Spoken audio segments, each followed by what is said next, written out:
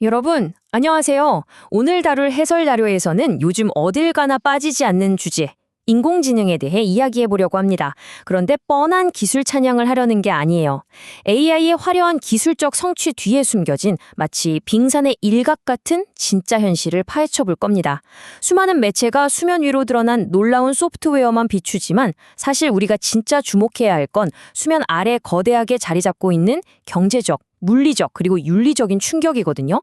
집중해서 들어주시는 여러분을 위해 단순한 기대감을 넘어 AI가 우리 현실 세계에 어떤 마찰과 변화를 일으키고 있는지 그 심층적인 구조를 아주 명확하게 짚어드리겠습니다. 자, 시작해볼까요? 오늘 우리가 함께 살펴볼 로드맵은 대략 이렇습니다. 먼저 AI가 마주한 실전의 벽을 짚어보고요.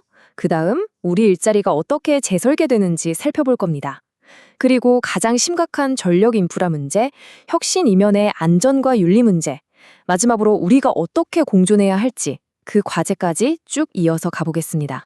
여기서 여러분께 질문을 하나 던지고 싶네요. 작년부터 이어진 인공지능을 향한 그 엄청난 흥분과 기대감, 과연 지금쯤 현실의 벽을 만나 차분하게 진정되고 있을까요? 사실 최근 분석들을 종합해보면 막연하게 열광하던 시기는 지났습니다. 이제는 기술의 한계와 실제 업무 도입 과정의 복잡성이라는 말 그대로 진짜 현실적인 마찰을 온몸으로 겪고 있는 단계에 진입했거든요. 그래서 첫 번째로 짚어볼 내용, 바로 기대에서 실전으로 넘어오며 마주한 현실입니다. 지금 웬만한 기업들은 다 AI를 도입하려고 난리죠? 그런데 실제 속도는 생각보다 훨씬 더딥니다. 왜 그럴까요? 바로 AI의 발전 속도가 감당이 안 될 정도로 빠르기 때문입니다. 데이터를 보면 2012년을 기점으로 AI 학습에 필요한 연산량이 무려 3.4개월마다 2배씩 폭발적으로 증가하고 있어요. 3.4년이 아니라 3.4개월입니다. 과거 무어의 법칙을 가볍게 짓누르는 수준이죠. 이 파괴적인 잠재력이 역설적으로 기술을 통제하고 현장에 적용하기 까다롭게 만드는 가장 큰 원인이 되고 있습니다. 여기서 우리가 흔히 갖는 오해 하나를 확실히 풀고 가야겠습니다. 다들 AI가 내 일자리 다 뺏는 거 아니야? 걱정하시잖아요? 삼성 SDS의 최근 분석을 보면 꼭 그렇지는 않습니다. 대규모 언어 모델, 그러니까 우리가 아는 AI들은 수많은 패턴을 찾아내서 그럴듯한 답을 내놓지만 사람처럼 진정한 의미의 지능을 가졌다고 보긴 어렵거든요. 오히려 회사의 제품이나 고객을 속속들이 아는 숙련된 직원의 역량을 보완하고 엄청나게 증폭시켜주는 도구로 쓰일 때 진짜 파괴력을 발휘합니다. 사람을 대체하는 게 아니라 무장시키는 거죠. 그러니까 사실 누구나 다 똑같은 챗 GPT 같은 모델을 쓰는 시대에는 AI 기술 그 자체가 무기가 되진 않습니다. 진짜 경쟁력은 어디서 나올까요?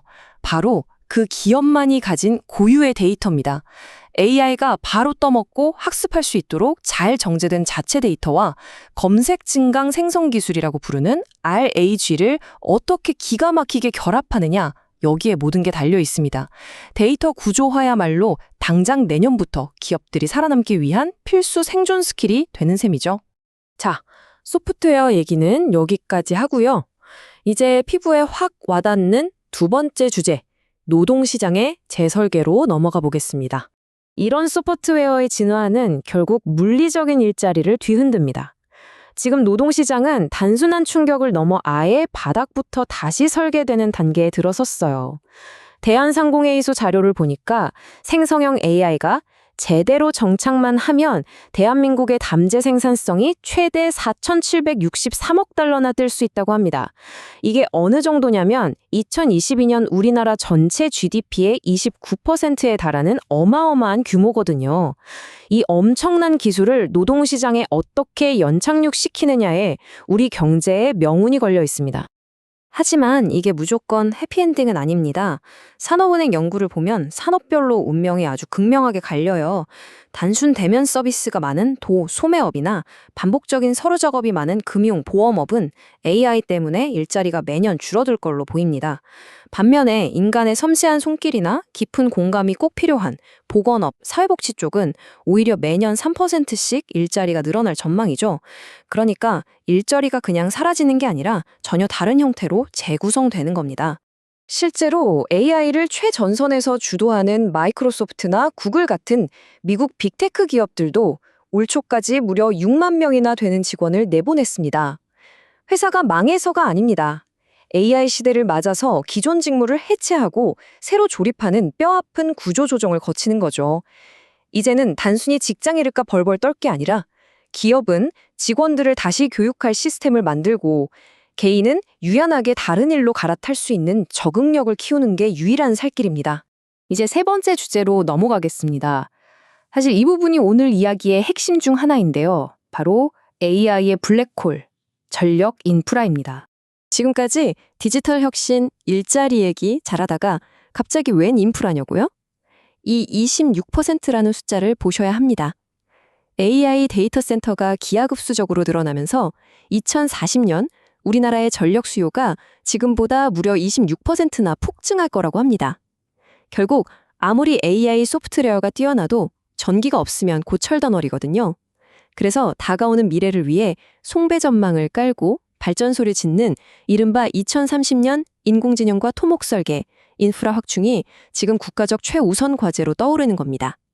막대한 물리적 뒷받침이 필수라는 거죠. 인공지능은 진짜 전기를 물 쓰듯 씁니다.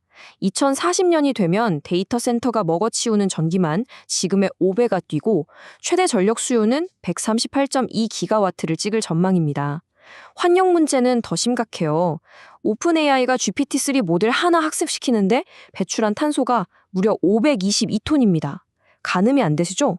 일반 승용차 120대가 1년 365일 내내 쉬지 않고 내뿜는 매연과 똑같습니다. 전력을 어떻게 감당하고 친환경 인프라를 어떻게 구축할지 이게 AI 기술 발전의 가장 거대한 병목 현상이 될 겁니다. 네 번째 주제는 바로 혁신의 그림자, 안전과 윤리입니다. 물리적 덩치가 커질수록 리스크도 같이 커지니까요. 이 윤리 문제가 단지 도덕책에 나오는 뜬구름 잡는 소리가 아닙니다. 기억하시죠? 2018년에 아마존 채용 AI가 여성을 대놓고 차별했던 일, 미국 범죄 예측 프로그램이 흑인에게 불리하게 작동했던 일, 그리고 우리나라에서도 개인정보 유출과 혐오 발언으로 난리가 났던 챗봇 이루다 사태까지. 이런 편향성과 윤리적 맹점은 언제든 사회적 신뢰를 박살내고 기업을 하루아침에 무너뜨릴 수 있는 진짜 시한폭탄입니다. 안전망의 부재가 얼마나 끔찍한 결과를 낳는지 보여주는 아주 치명적인 사례가 있습니다. 2013년 한맥투자증권 사태인데요. 알고리즘 자동 매매 시스템에 직원이 숫자 하나 잘못 입력했는데 시스템이 그걸 여과 없이 미친 듯이 실행해버렸습니다. 결과가 어땠을까요? 불과 1분, 단 1분 만에 460억 원이 날아갔고 회사는 파산했습니다. 인간의 실수를 통제하고 멈춰 세울 수 있는 안전 가드레일이 없으면 기술 혁신은 언제든 돌이킬 수 없는 재앙이 됩니다. 이런 무시무시한 위험성 때문에 실제 산업 현장에서는 아주 재밌는 모순이 벌어지고 있습니다. 의료계를 볼까요? 의사 선생님들 개인적으로는 한 90%가 이미 보조용으로 AI를 쏠쏠하게 쓰고 계시거든요. 그런데 정작 병원 전체 시스템에 AI를 정식으로 도입한 비율은 19.3%밖에 안 됩니다. 왜 그럴까요? 병원 입장에서는 보안 체계, 환자 데이터 관리, 그리고 문제 생겼을 때 누가 책임질 거냐 하는 거버넌스가 아직 전혀 안 갖춰져 있기 때문입니다. 개인의 호기심을 거대한 기관의 신중함이 꾹꾹 누르고 있는 상황인 거죠. 자, 드디어 마지막 5번째 파트입니다. 이 거대한 파도를 넘기기 위한 우리의 과제를 정리해 보겠습니다. 지금까지 우리가 짚어본 이 빙산의 밑부분을 어떻게 다뤄야 할까요? 딱 4가지로 정리할 수 있습니다. 첫째, 남들이 못 뺏기는 깨끗하고 검증된 우리만의 고유 데이터를 무조건 확보해야 합니다. 둘째, AI 때문에 일자리가 흔들리는 근로자들이 새로운 역할을 찾을 수 있게 적극적으로 재교육을 해야 하고요.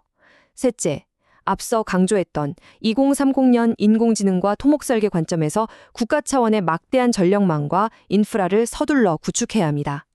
그리고 마지막 넷째, 이 강력한 시스템이 폭주하지 않도록 강력한 윤리 기준과 안전 거버넌스를 씌워야 하죠. 그래야만 이 엄청난 에너지를 재앙이 아닌 온전한 동력으로 쓸 수 있습니다. 자, 오늘 해설을 마치면서 여러분 스스로에게 그리고 우리 사회에 꼭 던지고 싶은 질문이 하나 있습니다. 이제 AI는 모니터 안에서 글 써주고 그림 그려주는 귀여운 도구가 아닙니다. 수십만 명의 밥그릇을 바꾸고 나라 전역에 거대한 발전소와 송전탑을 세우게 만들며 우리가 가진 사회적 도덕성까지 시험하는 엄청난 물리적 권력이 되었어요. 기술은 자고 일어나면 미친 듯이 발전하고 있는데 과연 우리의 인프라와 사회 시스템은 그 충격을 흡수할 만큼 충분히 그리고 빠르게 진화하고 있을까요? 오늘 우리가 나눈 이야기들이 이 중요한 질문에 대한 답을 찾는 데 도움이 되셨기를 바랍니다. 끝까지 함께해 주셔서 감사합니다.